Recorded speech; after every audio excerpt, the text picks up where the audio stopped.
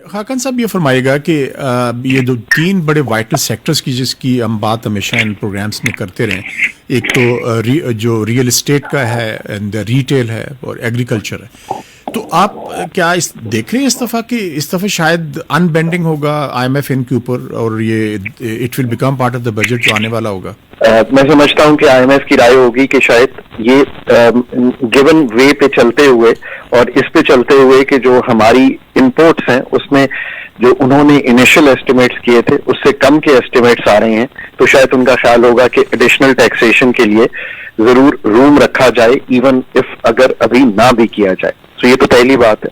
फिर उसी में लॉन्ग टर्म के रियल एस्टेट को, एग्रीकल्चर इनकम टैक्स को, 25 लाख रिटेलर है मुल्क में, मैं चाहता हूं कि वो पाकिस्तान में पनपे, जरूर पनपे, पर ये तो हक है कि वो मेरे मुल्क की डिफेंस इस्तेमाल करते हैं, वो मेरे मुल्क की रोड्स इस्तेमाल करते हैं। अगर मैं वेज अर्न करके अपना 22% टैक्स दे रहा हूं तो वो 25 या 30 हजार ही रहेंगे रिटेल में, तो ये बात मुताबिकत नहीं रखती, क्योंकि मेरा हक तो फिर बहुत ज्यादा होगा। पर चूंकि हमारा हक मसावी है हर चीज में, तो टैक्स देना भी उनका फर्ज मसावी ही बनता है। रिटेल के अलावा हमने रियल एस्टेट की बात की, फिर हमने एग्रीकल्चर इनकम टैक्स, फिर क्रिप्टो करेंसीज। अब इन सब पे अगर आप देखेंगे तो पिछले 6, 8, 12 माह में कोई खातिर तवज्जो जो है वो नहीं दी। ठीक है।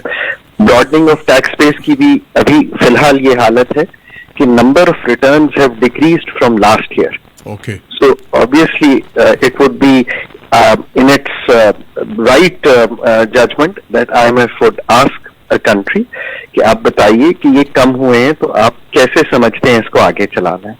मेरा ख्याल है कि ये हैं वो सवालात जिनका जवाब जरूर हमारी FPR की टीम ने दिया होगा।